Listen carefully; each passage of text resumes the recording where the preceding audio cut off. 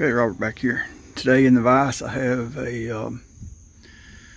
old Kamplite.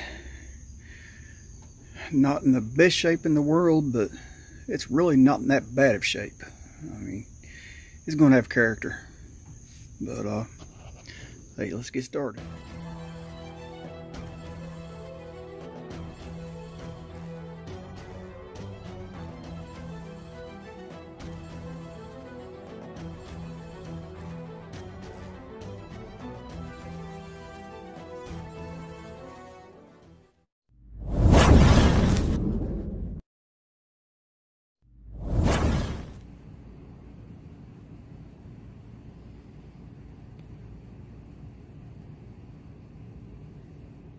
Okay, I did try to pump this up.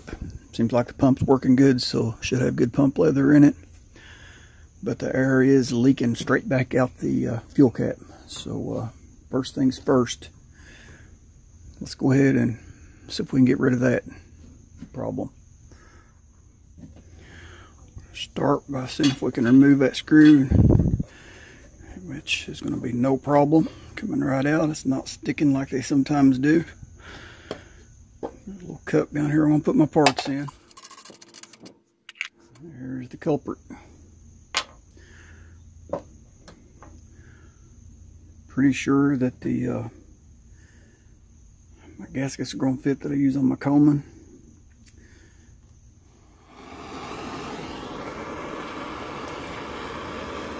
I'm going to burn the old gasket out.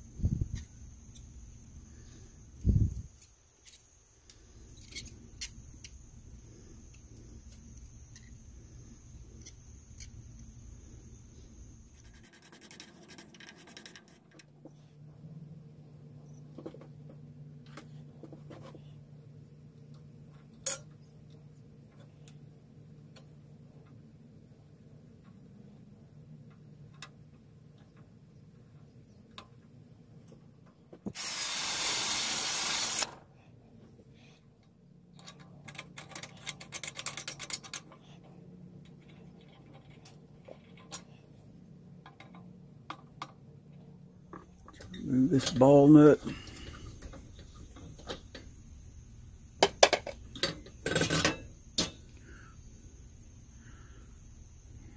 Look at that vent.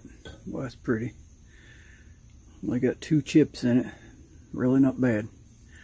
Really good condition for its age.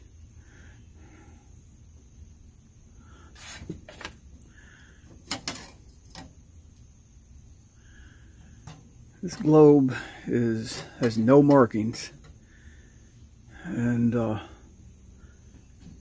rest of the lantern is really dirty, but this globe is fairly clean, so I'm wondering if he might have replaced this globe right before he sold it. I mean, I don't know, but it's I don't think it's original. No markings at all. I mean, I don't know what the markings would be on a Kamplite, but I would assume they have some kind of markings. But this one has absolutely none, so I'm assuming that's a replacement. Let's go ahead and, I don't think there's anything wrong with it, but if I can remove that check valve, I'm going to go ahead and clean it. Start by removing this screw under the bottom.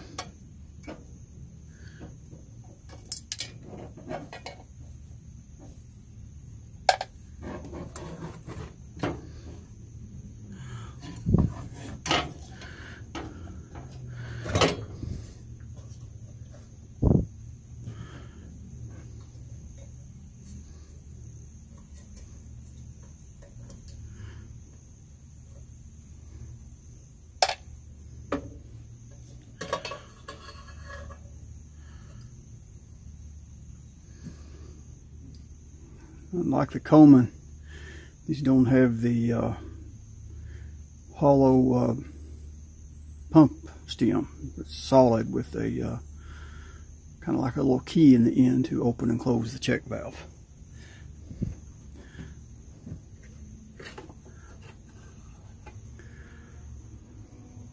ahead and drop this in my neat's foot oil.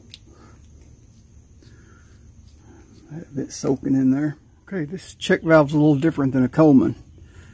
The teeth on my check valve removal tool will work, but I'm not able to thread the rod in there to tighten this down against the check valve.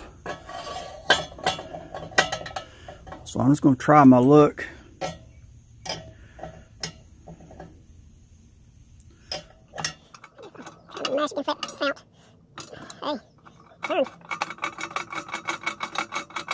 Check valve is quite different than a Coleman. The Coleman, the rod threads down the center of here to turn off the valve. The valve shut off is actually built onto the rod. But on this Kamplite, there's a little key on the end of the pump stem. Just wonder if that will come all the way out. Just curious.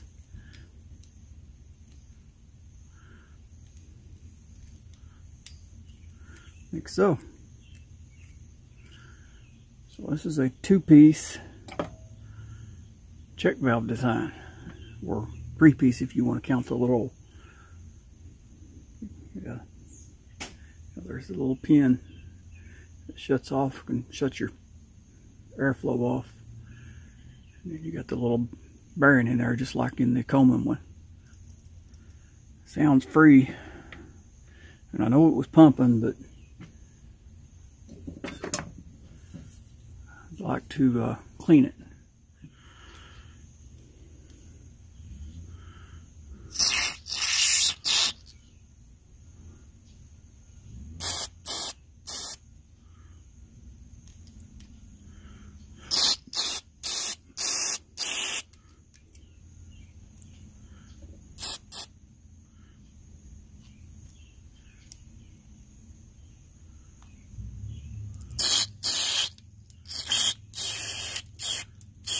There we go. So it was sticking a little bit because I wasn't able to shoot the carburetor cleaner through it. She's going freely now. So glad we got that apart. Okay, well, I'm going to go ahead and thread that back in there before I forget what that little piece is. That's just my luck.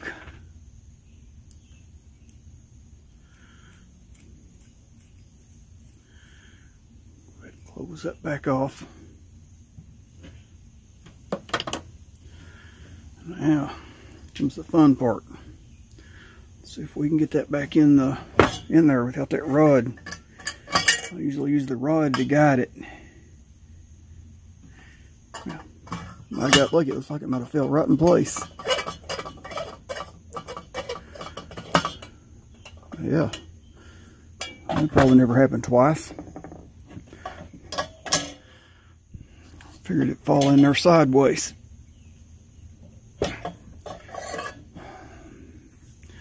So Coleman check valve tool was a lifesaver again. Best investment a Coleman collector can have. Okay, this is being made by the American Gas Company. Should be standard threads. So 7/16 on the generator nut. Same as a Coleman. Make sure that's cleaning lever is pointed in the up position. Lift up. Pull the generator needle out. Lower the generator.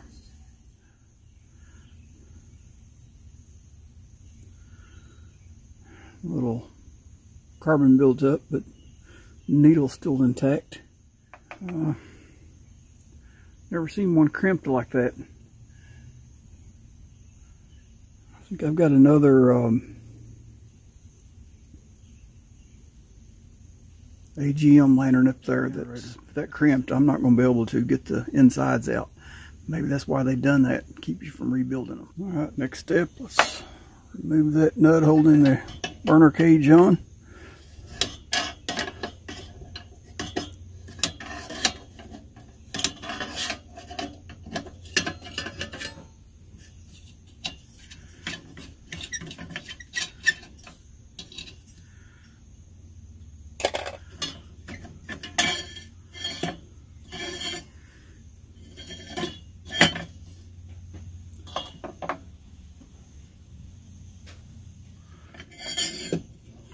This is interesting. The set screw to hold that air tube on is down under the cage.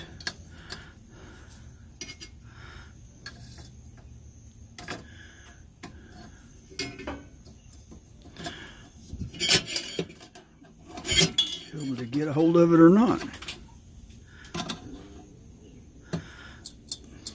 Yeah, surprise. Pretty good angle, but it's turning.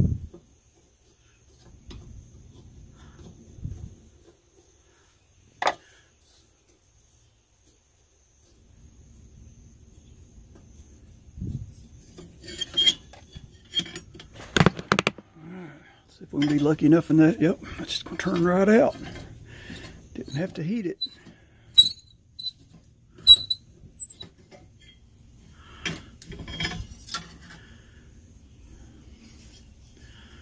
Alright, there's our burner cage. It's not in too bad a shape, but it'll clean up pretty good. Looks like our collar is just gonna lift up and over.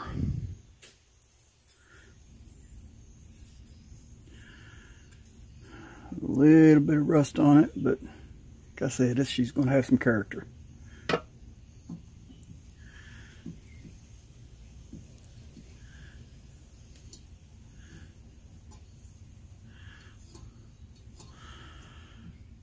everything's working good.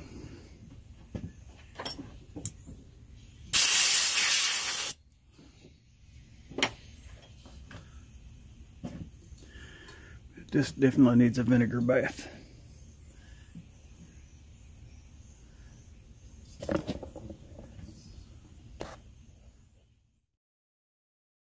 Just snapped a picture of that so I'll know exactly where this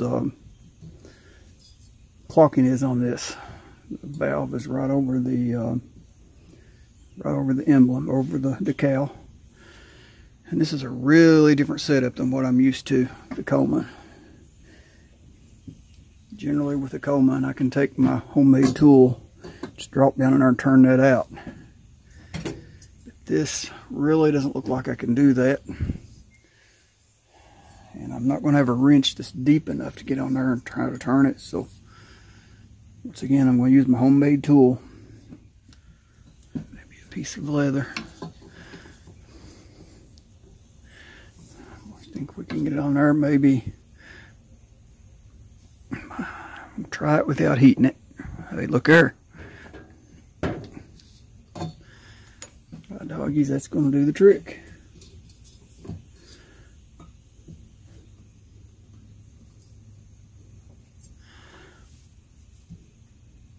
No heat required.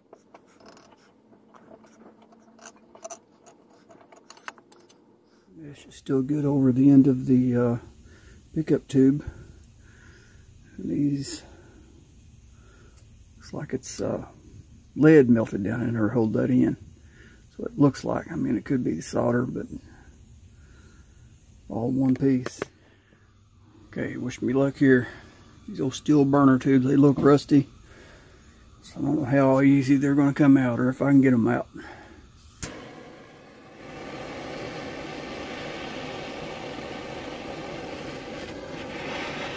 Start by heating up that mixing chamber. So that steel on the outside there gets hot, it will expand. I try not to concentrate the heat on the tube itself. Yeah, well, you know. One turned out pretty easy.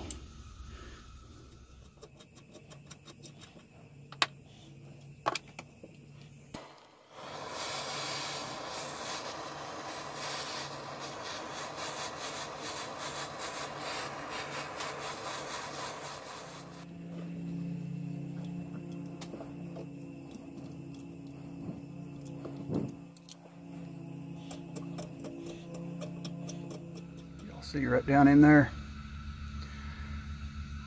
big old brown spider down in there. That's the death of the lantern right there, buddy. They'll stop these air tubes up with their webs and spider sacks, and that's all it takes right there is to cut off enough airflow that it's going to make your lantern flood. Well, I thought I was recording and I wasn't, but I ran my spring through here and it came out turned around and came up this other side and pushed out a big old spider sack in there. And that would have been the death of the lantern. If I hadn't found that, it would not have burnt. I mean, it would have flooded itself to death.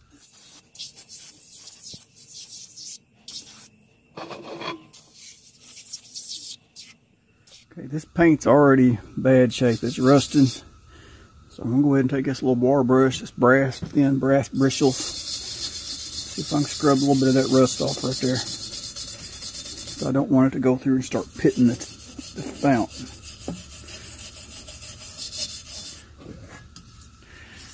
Yeah, it's going to worsen more of the paint off. The paint's already in rough shape.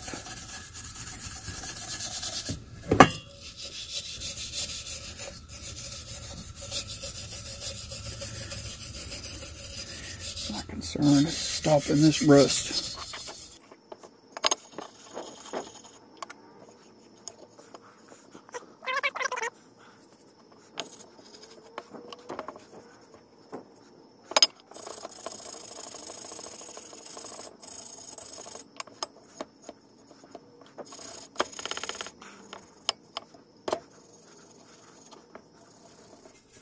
Try not to hit that label. There's no rust around the label. I'm just getting that bottom rim.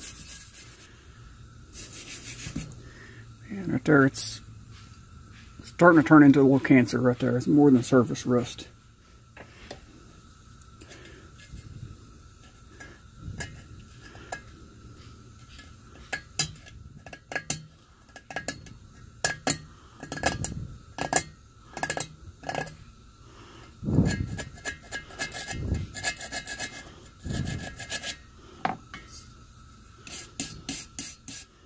I'll do a little hunting. Since that rust is so bad around that bottom rim, if I knew I could find another decal like that, I might be able to get a decal. If I can order a decal, I might go ahead and strip this completely down and put a fresh coat of paint on it. So, I mean, because that vent's pretty good shape and the cage is pretty good shape.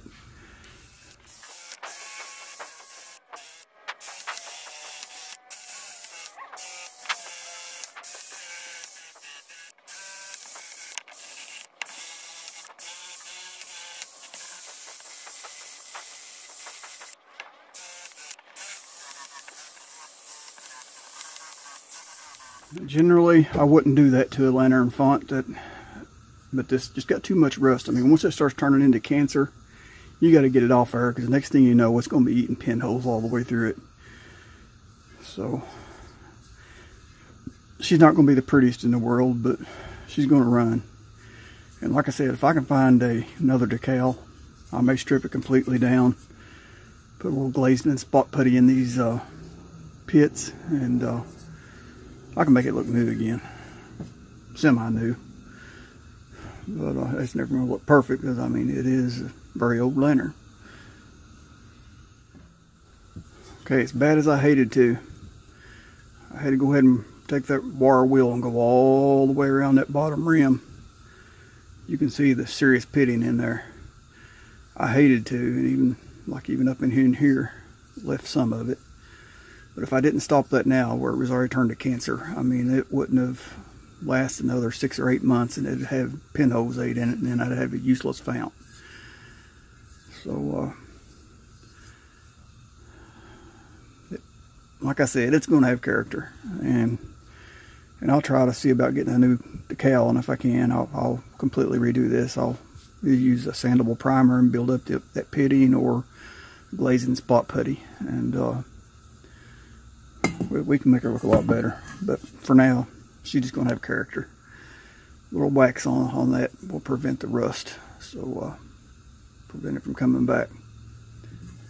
Okay, I got this valve assembly out of the vinegar bath. Just going to clean it up a little bit.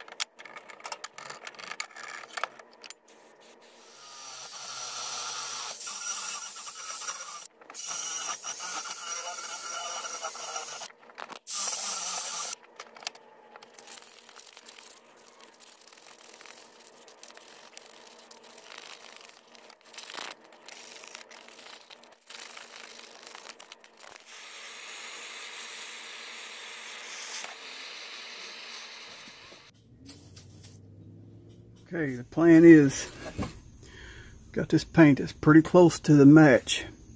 Just going to try to paint that bottom rim around through there. And once it cures, 24 hours, maybe I can go back with a little fine grade sandpaper and scuff it up a little bit and trying to de-stress it a little bit and make it match the rest of it. Wish me luck.